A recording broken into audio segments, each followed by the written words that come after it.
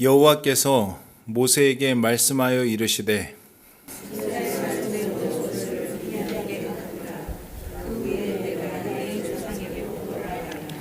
모세가 백성에게 말하여 이르되 너와 함께 있는 사람들 가운데서 전쟁에 나갈 사람들을 무장시키고 미디안을 치러 보내어 여호와의 원수를 갚되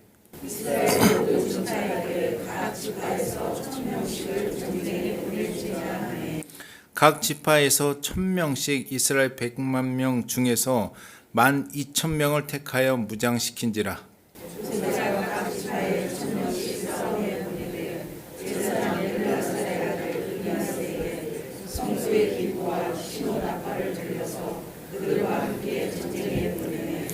그들이 여호와께서 모세에게 명령하신 대로 미디안을 쳐서 남자를 다 죽였고 그 죽인 자 외에 미디안에 가서 죽였으니 미디안의 왕들은 에기와 에겐과 수소와 후와 에레가이며 또 소야를 발람을 가르쳐주라.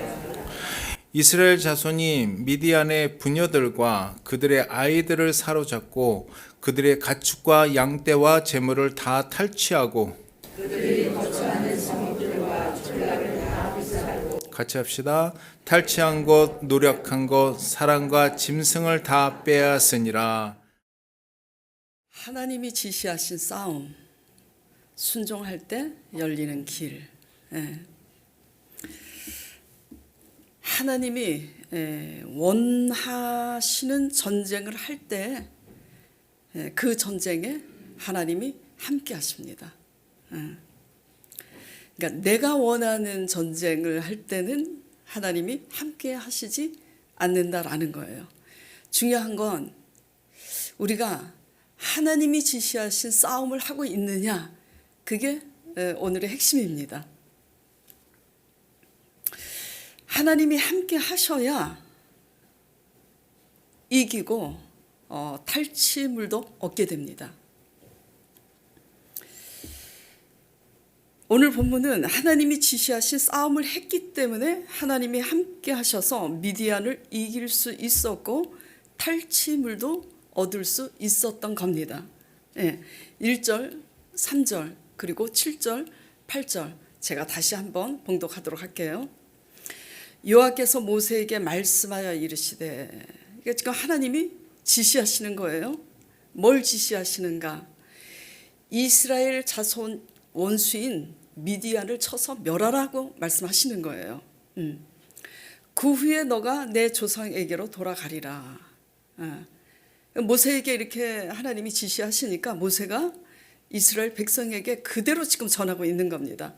모세가 백성에게 말하여 이르되 너와 함께 있는 사람들 가운데서 전쟁에 나갈 사람들을 무장시키고 미디안을 치러 보내어 여호와의 원수를 갚되.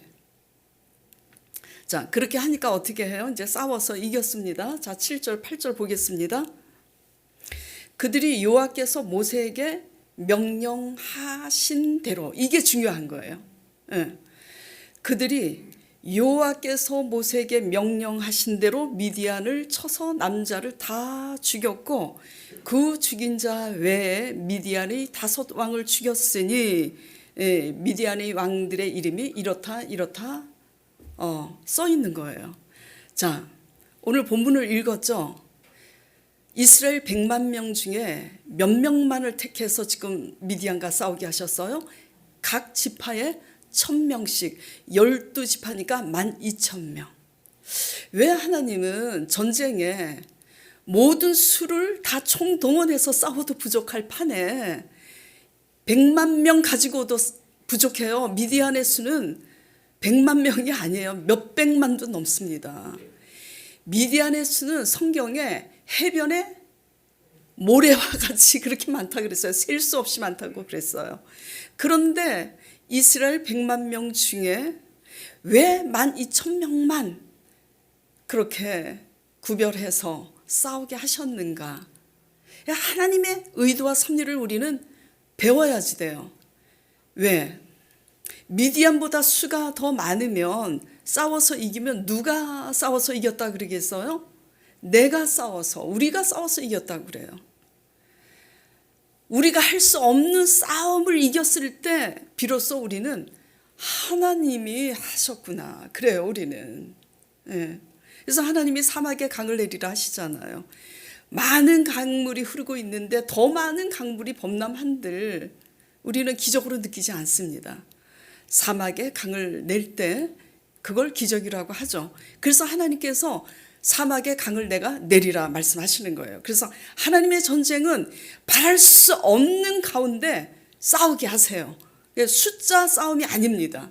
그래서 지금 그런데 12,000명을 가지고 미디안을 이겼는데 미디안 5왕을 죽였다라는 거, 이게 가능합니까? 불가능한 거예요. 왜죠? 하나님이 모세에게 말씀하신 그 말씀대로, 지시하신 그 말씀대로 순종하니 하나님이 함께 하심에 이길 수 있었다라는 거. 예. 그러므로 하나님이 지시하신 싸움대로 순종할 때 길이 열리는 줄 믿으시기 바랍니다. 자, 민수기 14장 42절, 지금 민수기 31장 다 끝나가잖아요. 6월 초에 이제 민수기가 끝이 나는데요. 민수기 14장에 보면은 이스라엘이 완전히 패배합니다. 왜 그러죠? 한번 읽어볼게요.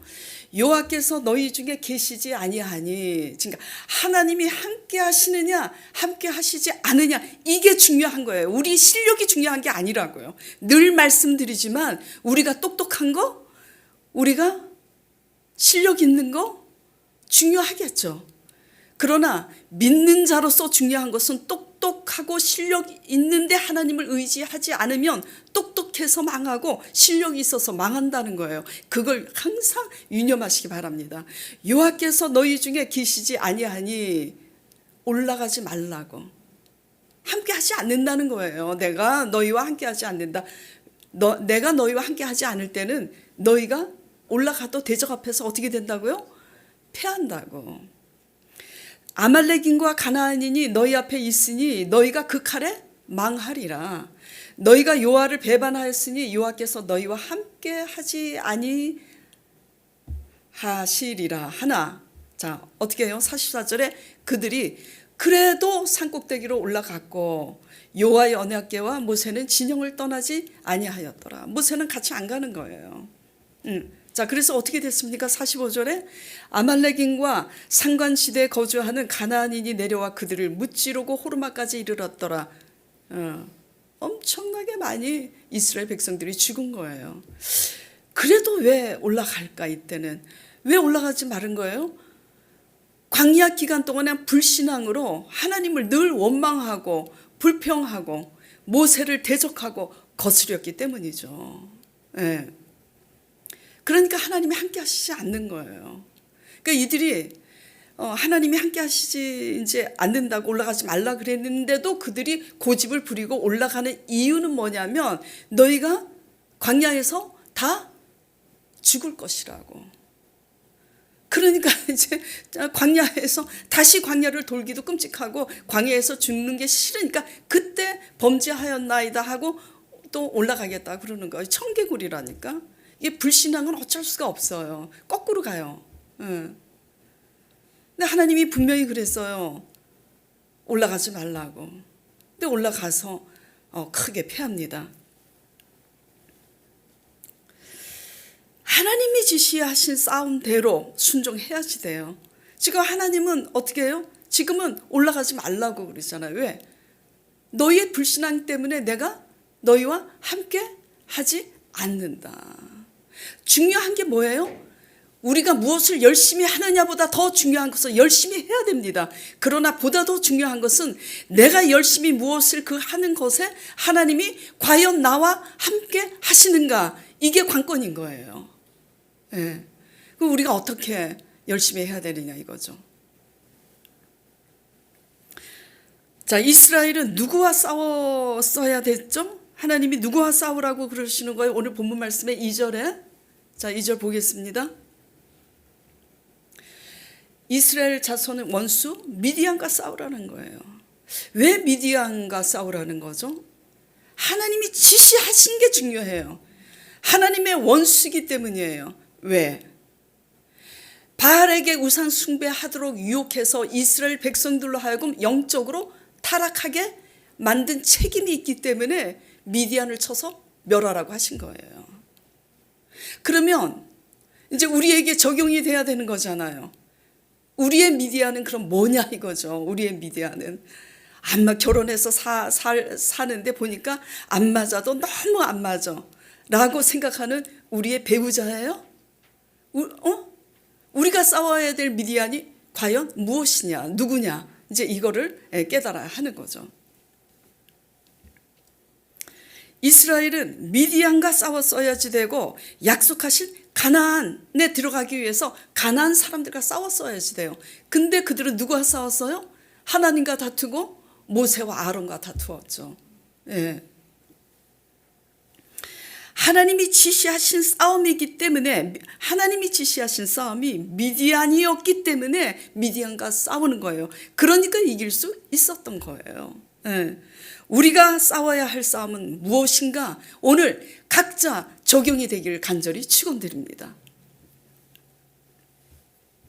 우리도 싸워야 할 싸움은 하나님이 지시하신 싸움이어야 되는 거예요.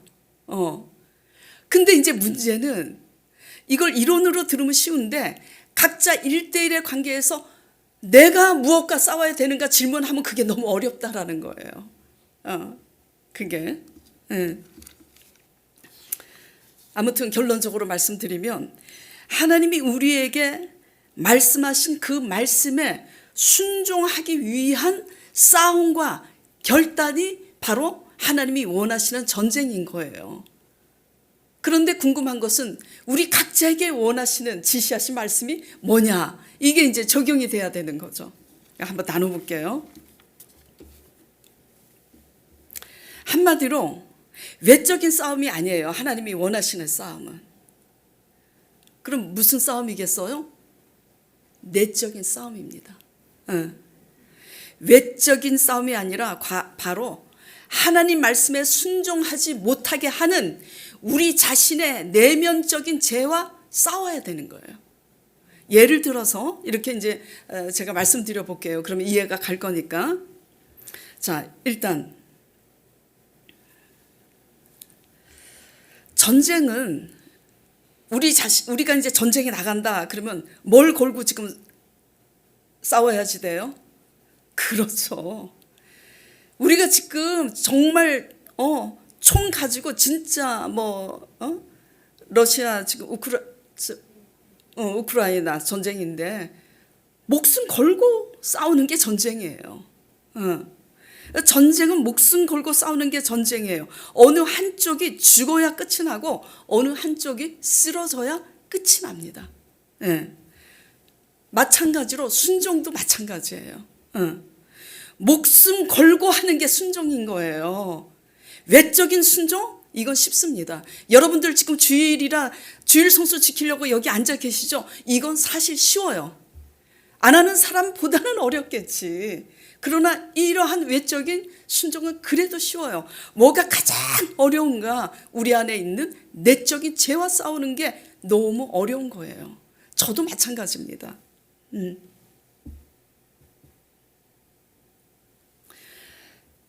하나님의 뜻은 먼저 용서하라.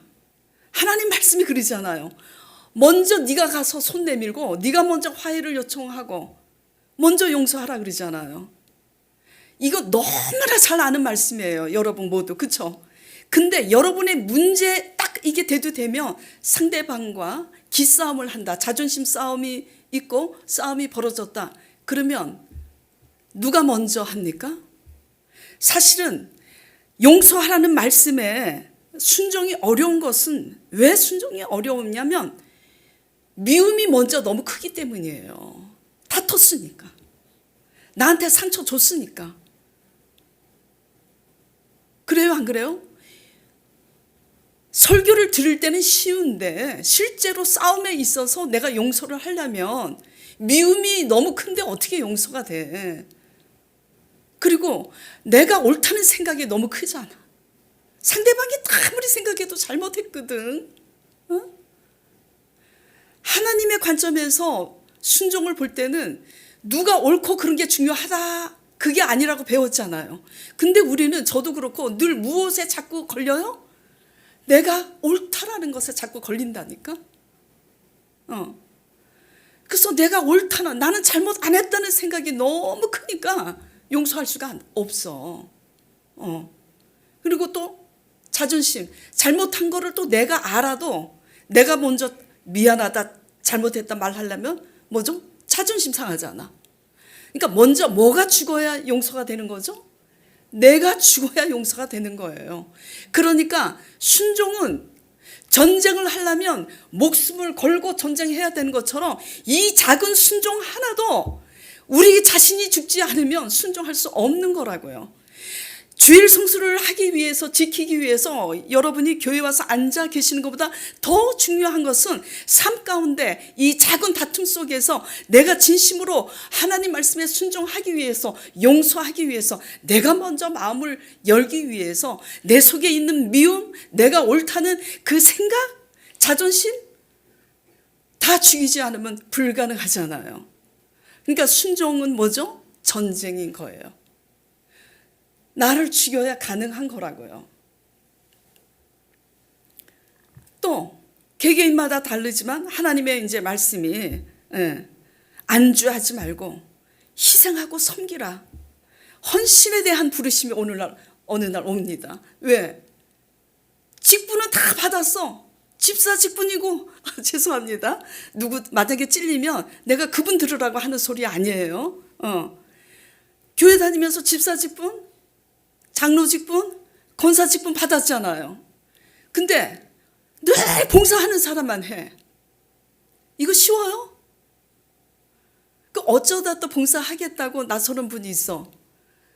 그러면 이제 주위에서 봉사 끝까지 하지 않을 바에는 하지 말라 그래요. 그래서 저는 안 그래요. 그냥 칭찬해요. 왜? 그래도 하다가 중단해도 하는 게 어디야 해보겠다고 하는 마음이. 집사 직분 다 받고 싶어 해요. 장로 직분, 권사 직분 받고 싶어 합니다. 그런 거 별로 받고 싶어 하지 마세요. 받은 만큼 헌신할 수 있어요. 그래서 집사 직분, 장로 직분, 권사 직분 받았는데 받다가 보니까 하나님이 양심에 찔리는 거야. 하나님이 찔리게 하시는 거야. 너 게으르지 말고 안주하지 말고 그렇게 헌신할 수 있어? 이렇게 너 섬기고 너 이렇게 봉사하라고 양심에 오는 거예요. 근데 그 성령님께서 말씀이 육신이 되어서 너 그렇게 헌신하라고 그렇게 감투만 쓰고 앉아있냐? 무슨 집사 직분이 무슨 벼슬이냐? 그렇게 할 때 어떻게 순종해요? 자기 자신의 게으름을 이겨야 순종할 수 있잖아요. 어떻게 변명합니까? 나는 시간이 없다고 변명하잖아요. 에너지가 그렇게 헌신할 에너지가 없다고 하잖아요. 누구는 시간이 있어서 봉사합니까? 누구는 에너지가 있어서 봉사합니까? 뭐가 죽어야 되죠? 게으름이 죽어야 돼요. 내가 하고 싶은 일 먼저 하고야만은 그런 모든 것이 죽지 않으면 하나님이 헌신하라는 그 마음의 부르심에 우리는 순종할 수가 없는 거예요. 이게 전쟁입니다. 뭐 엄청나게 다른 게 아니에요. 엄청나게 저 멀리 선교사로 나가야 뭐 선중이에요? 선교사로 나가면 뭐 합니까? 오늘 여기에서 바로 우리 곁에서 우리가 작은 일 하나 실천하지 못하면서 무슨 순교고 무슨 선교를 하겠어요? 응? 그리고 또 정직하게 하나님은 돈 벌기를 원해요. 돈을 어떻게 벌기를 원하느냐? 하나님 믿는 사람들이 술집 해요 안 해요? 술집 안 합니다. 이건 기본 상식이에요. 그리고 불법으로 돈 벌지 말라고. 그게 하나님의 방법이 아니에요. 불법은 지름길이죠. 빨리 가려고. 욕심이 지나쳐서 탐심이면 늘 빨리 가려고 그래요. 빨리 가려다가 무너지는 거야. 그 정직하게 돈 벌고 불법으로 빨리 많이 벌려고 하지 말라는 말씀 앞에 우리 자신의 탐심과 불신앙을 죽이지 않으면 이 말씀대로 순종할 수 있어요? 못합니다. 못해요. 그러니까 순종은 죽지 않으면 못하는 거예요. 순종은 하나님 믿는 거는 쉬워요. 그래요, 안 그래요? 하나님 믿고 주일 성수하는 건 쉽지만 순종하는 건 대딸이 어렵다. 왜? 내가 죽어야 하니까. 하나님이 지시하신 말씀에 순종하기까지는 내 생각, 내 자존심, 내 게으름, 내 욕심, 탐심 죽어야 가능하기 때문에 순종은 목숨을 걸어야 되는 거예요. 네. 여러분의 신앙에 나를 자기를 부인하고 자기 십자가를 따르라 그랬는데 지키는 건 열심히 지키지만 내가 얼마나 나 자신을 하나님께 드리는지 한번 돌아보시길 바랍니다. 순종은 그래서 결코 쉽지가 않습니다. 나를 죽여야 하기 때문에 정말 어려운 거예요. 예. 그러나 순종은 손해가 아니라 순종하는 그 순간 하나님이 함께 하시는 지점의 시작이 되는 줄 믿으시기 바랍니다. 순종이 어렵지만 그 어려운 순종을 할 때 하나님이 함께 하셔서 길을 여시는 그 길의 시작이 되는 줄 믿으시기 바랍니다. 순종은 쉽지 않지만 하나님의 역사는 그 순종을 통해서 시작되는 거예요. 미디안 5 왕을 그리고 모래수보다 해변에 모래수같이 많은 그 셀 수 없는 미디안을 어떻게 이겨요? 12,000명으로. 이 불가능한 싸움, 이 기적은 하나님의 일성이세요. 예. 그래서 우리가 진짜 믿고 순종하면 우리 삶에 기적이 일어납니다. 기적이 안 일어나는 것은 우리가 믿기는 쉽지만 순종하지 못하고 있기 때문이에요. 예. 이번 주 어느 집사님이 제게 오셔서 이런 고백을 하더라고요. 목사님 오늘 시간이 되시냐고. 오셔서 이제 여러 얘기를 나누다가 저희는 항상 벼랑 끝에 있다고 그러더라고요. 사업하는 분이기 때문에. 근데 제가 그 심정을 진짜 너무 잘 알고 있습니다. 제가 목회자가 사업을 합니까? 사업을 하는 사람들은 벼랑 끝에 있는데 사업도 안 하는 목사님이 벼랑 끝에 있는 사업자의 그 마음을 알 택이 있나? 아니에요. 알아요. 왜냐하면 저도 벼랑 끝에 있기 때문이에요. 바로라는 말씀에 의해서 여기까지 오기까지도 벼랑 끝이었어요.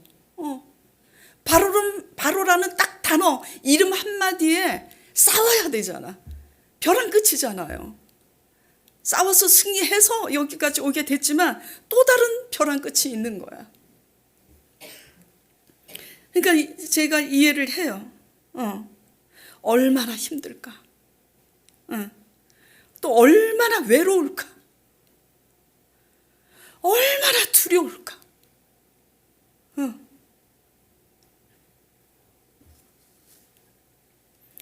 저도 벼랑 끝에서 이제 승리해서 여기까지 왔지만 또 다른 벼랑 끝에서 그냥 막 너무 힘들어. 그래서 하나님 말씀에 의지해서 제가 요새 이제 막 씨름을 하고 있는 거예요. 솔직히 말씀드리는 거예요. 이 벼랑 끝에서 뛰어내려 말어. 두려워. 또 뛰어내려 말어. 고개 하나를 넘으니 고개가 또 하나 있네. 뛰어내려. 하나님의 손이 뛰어내릴 때, 말씀을 의지해서 뛰어내릴 때 받아주신다고 시편 말씀에 약속하셨잖아. 뛰어내려. 그런데 또 한 마음이 속삭여요. 야, 너는 주의 종이니까 하나님이 너의 그 순종이 얼마나 되는지 보시기 위해서 그리하지 아니하실지라도 하나님으로 기뻐할 수 있는지 테스트하시기 위해서 너가 뛰어내릴 때 하나님의 손을 받들어서 너를 받아주지 않으면 너 어떡할 거니?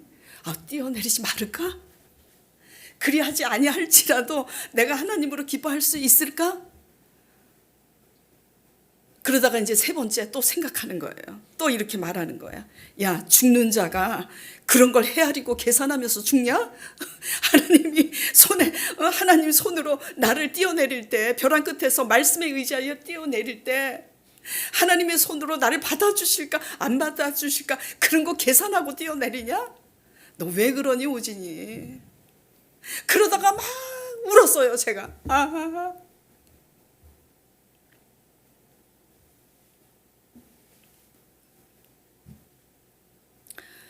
우리가 가는 믿음의 길은요, 목사는 믿음이 있어서 씩씩하게 아무렇지도 않게 편하게 가는 게 아니에요. 벼랑 끝이에요. 벼랑 끝이에요.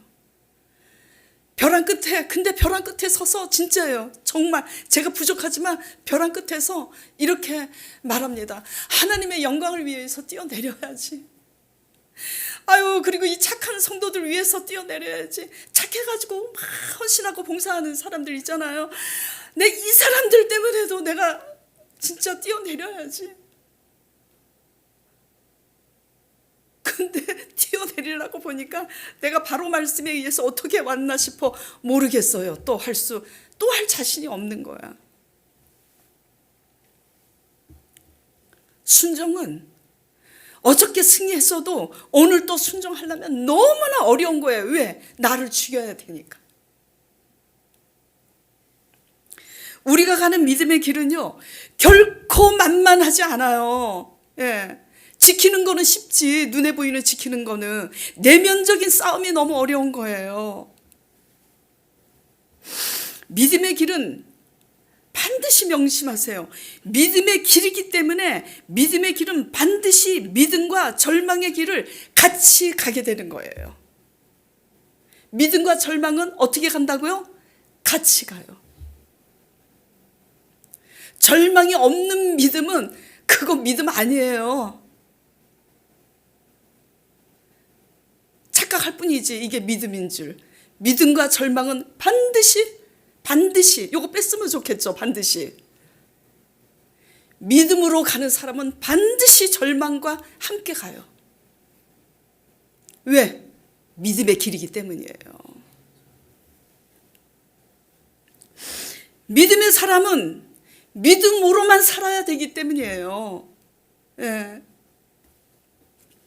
벼랑 끝에서 살 길은 오직 신실하신 하나님의 약속을 굳게 믿고 순종하는 길밖에 없음을 기억하시길 바랍니다. 근데 이루는 쉽지 순종이 쉽지 않잖아요. 그러니까 어떻게 해야 되느냐? 제가 지금 솔직히 얘기했잖아요. 저도 또 다른 벼랑 끝에 있다고. 부흥이 되잖아요. 부흥이 돼야 되잖아요. 부흥이 돼야 되기 위해서. 근데 문제는 늘 문제 자체이지 않다니까요. 하나님과 나와의 관계에서 내가 죽어져야 되는 것들, 거기서 쇼부를 봐야 되는 거야. 내가 그래서 벼랑 끝에서 뛰어내려 말어. 하나님이 나를 안 받아주시면 나는 죽는데 어떻게 뛰어내려? 죽을 사람이 그런 것까지 계산하냐? 정말 여러분 앞에서는 웃고 떠들지만은 정말 벼랑 끝이에요. 그래서 내린 결론이 뭔지 아세요? 그래, 맞아. 순종할 수 있는, 하게 하신 것조차도 여태까지 돌아보면 성령으로 충만해서 할 수 있었지 내가 할 수 없었지.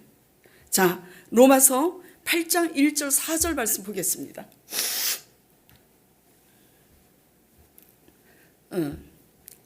자,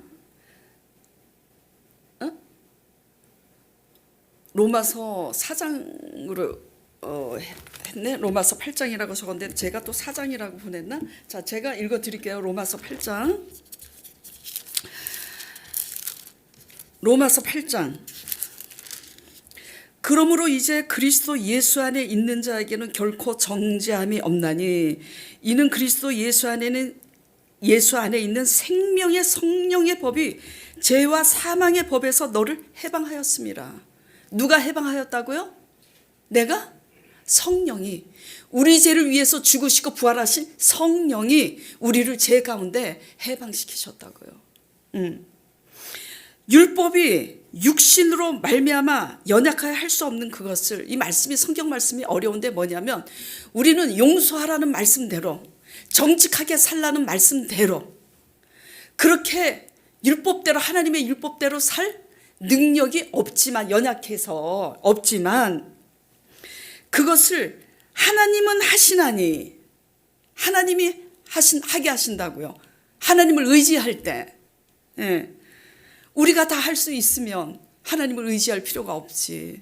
하나님은 하시나니 곧 죄를 인하여 자기 아들을 죄 있는 육신의 모양으로 우리 죄를 위하여 십자가에 죽으신 예수 그리스도를 믿음으로 말미암아 그 성령께서 하게 하신다라는 거예요. 그래서 제가 이렇게 갈등하다가 벼랑 끝에서 그래 예전에도 내가 할 수 없는 순종을 하나님께 솔직히 고백하고 성령을 의지했을 때 내가 할 수 있었지. 왜 자꾸 내 힘으로 하려고 하지? 일어나자. 성령님을 의지하자. 그래서 힘을 얻고 다시 또 새벽에 일어나서 하나님께 기도드렸어요. 하나님, 저 좀 도와주세요. 저 순종할 마음은 있는데 간이 졸여서 못 뛰어내리겠습니다. 연약해서 못 뛰어내리겠습니다. 아버지, 저 죽겠습니다. 저 좀 도와주세요. 몇 년 전에 너무너무 힘든 일이 있었어요. 그런데 하나님이 이렇게 하라고 말씀을 하시더라고. 어떻게 이렇게 해? 이런 상황에, 이게 사람이면 누구도 할 수 없는데 나한테 이런 말씀을 이렇게 하시라고? 근데 제가 그랬어요. 하나님을 사랑합니다. 그래서 하나님께 순종하고 싶어요. 이거는 변치 않는 사실인데 순종할 힘이 없습니다. 저 못하겠어요. 그랬어요. 그러나 저는 못하지만 하나님은 하게 하시는 줄 믿사오니 저 좀 살려주세요. 내 영혼을 구원해 주세요. 내가 순종할 수 있도록. 그래서 정말 그 말씀에 순종하기 위해서 하게 하시는 율법이 육신으로 말미암아 연약하여 할 수 없는 그것을 누가 하게 하신다고요? 누가? 하나님이 하게 하시나니. 그래서 이 말씀을 붙잡고 하나님, 저 좀 살려주세요.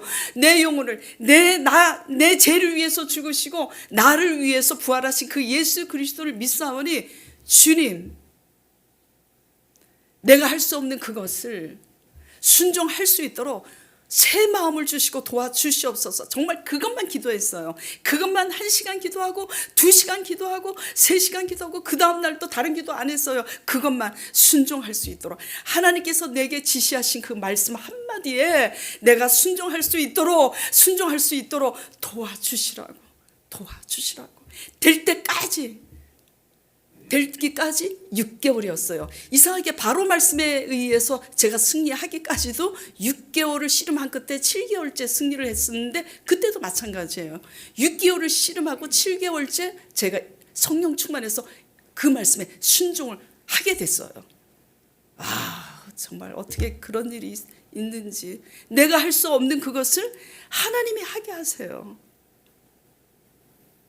그러니까 순종, 뭐가 없어서, 뭐가 안 돼서, 우리의 생각을 버리고 하게 하시는 성령을 의지하시는 저와 여러분 되길 간절히 축원드립니다. 그래서 순종하면 어떻게 된다고요? 하나님이 지시하신 말씀에 순종하면 길이 열리는 거예요. 새 길이. 우리가 할 수 없는 새 길이. 믿으시기 바랍니다. 하나님이 지시하신 말씀에 순종할 때 일은 누가 한다고요? 일은 하나님이 하세요. 어떤 일? 우리가 할 수 없는 일.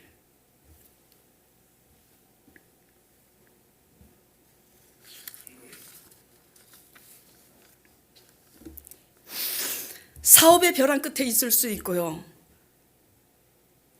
사업가들만 벼랑 끝입니까?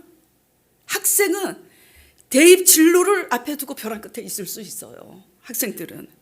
또 노년층은 노년층대로 하나님 말씀대로 살지 않다가 모든 것을 다 잃고 건강까지 잃고, 그러한 노년 자체가 벼랑 끝이에요. 근데 성경에 볼까요? 갈렙이 나이 몇 살에 80이 넘어서 갈렙이 저 땅을 내가 얻기 위해서 저 땅을 달라고 내가 믿음으로 싸우겠다고. 그래서 하나님이 허락하시니 갈렙이 얻은 거라고요. 갈렙이 젊어서 싸운 게 아니에요. 80이 넘어서. 한 운동부 이제 고3 학생이 중요한 이제 전국 대회가 있었습니다. 이제 대입을, 왜냐면 고3이니까 그 전국 대회에 좋은 경기 성적을 내야 좋은 대학을 갈 수 있는 거예요. 예.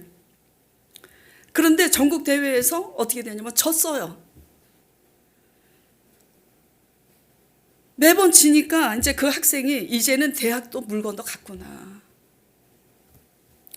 자포자, 이게 실제 간증이에요. 근데 그 학생이 이름하고 저기가 생각이 안 나갖고 지금 이렇게 하는데, 이제는 대학도 물 건너 갔구나 하고 자포자기했지만 그날 밤에 목사님 말씀이 생각이 나더래요. 미래는 우리의 실력에 달린 게 아니라 하나님 손에 달린 거라고. 그래서 이 학생이 이 목사님 말씀이 생각나서 무릎을 꿇고 하나님 앞에 기도했답니다.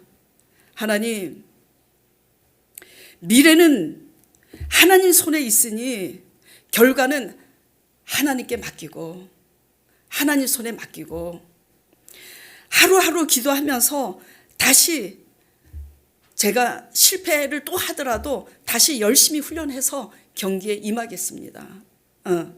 마지막 싸움에.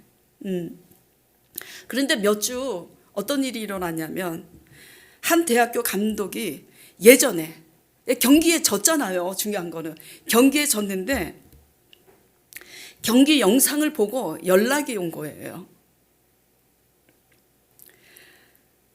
기량을 싸울 때 그 기량이 뭐죠? 기량이 실력, 그 다음에 재주, 그런 걸 보는데 그 기량보다는 뭘 봤냐면 경기에 임하는 그 학생의 자세와 성품을 보게 된 거예요. 그래서 입학 제안을, 그 대학교 감독이 입학 제안을 실제로 한 거예요. 예, 누가 하셨겠어요? 하나님이 그 감독을 통해서 그 영상을 보고, 그 영상에 이 학생 팀이 졌어요, 안 졌어요? 졌다고요.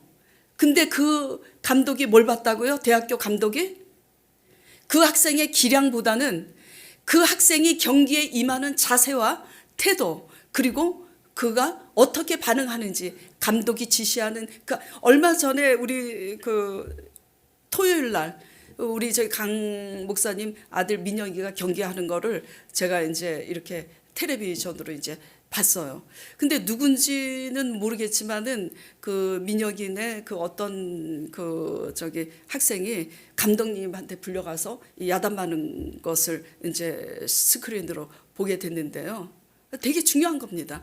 기량도 중요하지만 기량보다 중요한 것은 자세와 태도와 성품이죠. 하나님 안 믿는 사람들도 이렇게 픽업을 해가는데 하물며 우리 믿는 신앙인들은 어떠하겠어요? 예. 그래서 실제로 그렇게 픽업이 된 거예요. 경기에 졌는데 그 학생이 경기에 임하는 자세와 성품을 보고 픽업을 해가지고 간 거예요. 왜? 그런 자세와 그런 성품을 가지고서는 앞으로 무궁무진하게 발전할 수 있음을 자질을 본 거예요. 그 누구죠? 히딩크 감독. 히딩크 감독도 글 본다 그러잖아요. 그래서 우리 이제 민간인들이, 우리 사람들이 봤을 때 어느 선수가 참 잘하는데 히딩크 감독은 그 선수를 탐탁치 않게 여기잖아요. 이름은 거론하지 않겠습니다. 다 아시는 분들은 알 거예요. 왜요? 히딩크 감독이 뭘 우선시 보기 때문에요? 기량을 보는 게 아니거든요.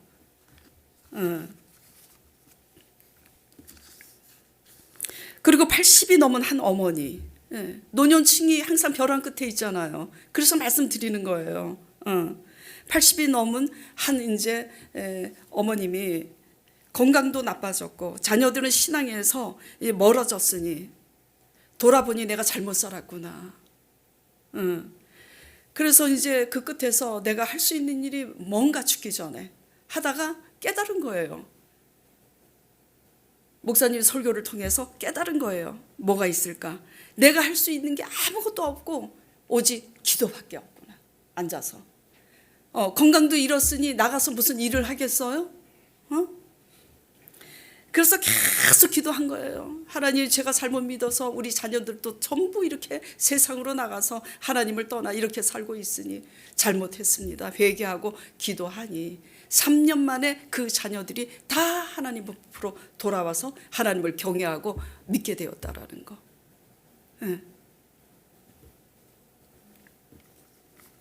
코로나로, 이거 실제 또 간증의 한 예가, 코로나가 몇 년 전에 있었잖아요. 코로나로 가게 망한 그 자영업자들이 얼마나 많아요. 코로나로 가게가 이제 망하기 직전에 이분이 이제 크리스찬인데 하나님께 기도를 한 거예요. 하나님, 저는 괜찮습니다. 직원 월급만은 꼭 줄 수 있도록, 그래서 믿는 자로서 덕이 되게 주님 지켜주시고 인도해 주시라고. 그래서 자신의 월급은 그냥 포기하고 직원들 월급을 계속 기도함으로써 하나님이 채워주셔서 직원들 월급을 지키게 된 거예요. 그래서 이제 이분이 직원들 월급은 빠지지 않고 지킬 수 있도록 기도했더니 진짜 이렇게 해주시는데 나도 좀 챙길 수 있도록 기도할 걸 그랬나? 그랬는데 몇 주 후에 한 분이 이제 나타나서 그 가게에 대해서 내가 지원하겠다고.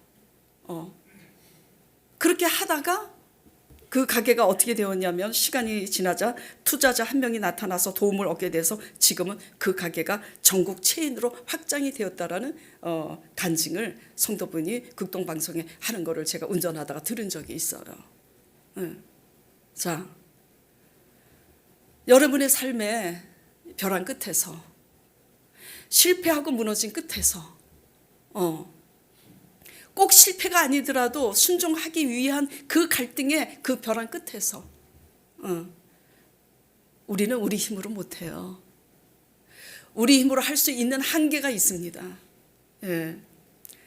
하나님이 원하시는 믿음과 순종은 하나님이 짓궂으시게도 우리가 순종하기 쉬운 순종을 하게 하시지 않아요. 우리가 할 수 없는 순종을 하나님이 하게 하시는 게 믿음이에요. 제가 이번에 너무 이제 공사하고 여러분들도 너무 힘들었겠지만 공사 끝나고 너무 이제 이 체력적으로나 그 정신적으로나 너무 이제 힘들어서 좀 쉬려고 제가 휴양림에 이제 그 어버이날 전후로 해서 제가 휴양림에를 이제 갔다 왔는데 갔는데 이상하게 제가 좀 쉬고 싶어서 몇 년에 한 번씩 휴양림 갈 때는 하나님이 무슨 말씀을 꼭 하세요. 그래서 제가 왜 꼭 휴양림 갔을 때 말씀하실까 하니까 휴양림 갔을 때 말씀하신 말씀 잊지 말라고 평생 동안. 그때 그 휴양림에서 그 말씀을 하셨지라고 안 잊어버리잖아요. 이번에 이런 말씀을 하시더라고요. 알고 있었지만 실제로 말씀하시니까 또 확 다가오는 거야.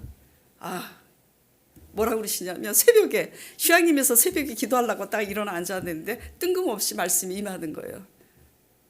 순종할 때, 순종할 수 있을 때 순종하는 게 순종이냐? 아이고 아버지. 여러분에게도 똑같이 질문해 볼게요. 여러분이 쉽게 순종할 수 있을 때 순종하는 것이 순종이세요? 순종할 수 없는데 순종하는 것이 믿음이에요. 오직 의인은 믿음으로 말미암아 살리라. 순종할 수 없는데 순종하는 것이 믿음이라면 그 믿음대로 순종하기 위해서 우리가 연약하여 할 수 없는 그것을 하게 하시는 그 성령 하나님을 붙잡아야 되는 거예요.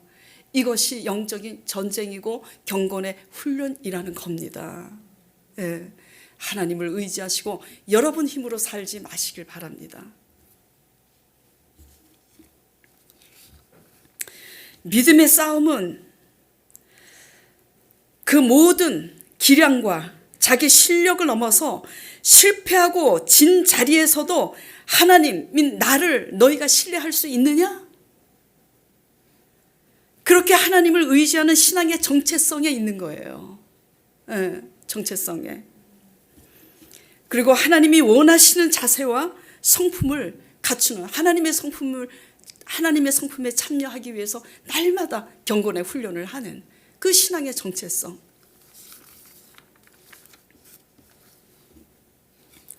자, 민수기 31장 48절 50절 보겠습니다.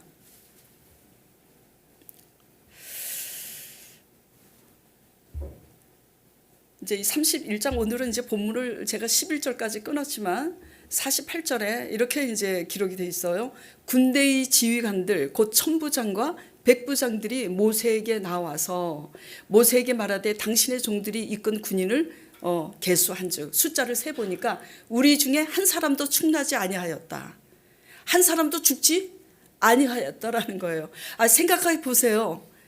12,000명이 그렇게 많은 미디안 군인들과 싸웠는데 한 사람도 안 죽고 미디안 남자들을 다 죽이고 미디안의 5왕을 죽인 게 이게 믿을 수 있어요? 이건 있을 수 없는 일이에요. 하나님이 함께 하셨기 때문에 가능한 일이죠. 네, 믿으십니까? 네, 하나님이 지시하신 싸움에 순종했기 때문에 하나님이 함께 하심으로 이런 일이 가능한 거예요. 중요한 건 뭐가 중요하죠? 내가 싸우는 싸움이 과연 말씀에 입각해서 하나님이 원하시는 싸움이냐, 하나님이 원하지 않는 싸움이냐, 이거를 우리 스스로 분별하셔야지 되는 거예요. 네. 모두 순종할 마음이 있느냐 없느냐가 중요해요. 순종할 마음이 있다면 하게 하시는 성령을 의지해서 우리가 할 수 없는 그것을 하게 하시는 성령이 순종하고자 하는데 우리는 너무나 내 자질이 부족하고 못나서 저는 기도할 때 그래요. 하나님 제가 너무 못났고요. 너무 못돼 빠졌어요. 자질이 영 아닙니다. 알잖아요. 아시잖아요. 그런데도 저를 쓰시려고 부르셨으니 하나님이 책임지세요. 하나님이 하게 하세요. 저 좀 도와주세요. 그러면 이제 맛이 가기 시작하는 거야. 계속 이제 제 마음이 아닌 제 성격이 아닌 하나님의 새로운 마음으로 하나님이 저를 주장하심에 성령 충만해서 하나님의 성령으로 순종하게 되는 거예요. 제목이 뭐라고요? 제목 다시 보겠습니다. 하나님이 지시하신 싸움, 순종할 때 열리는 길. 그러니까 상황 바라보지 마세요.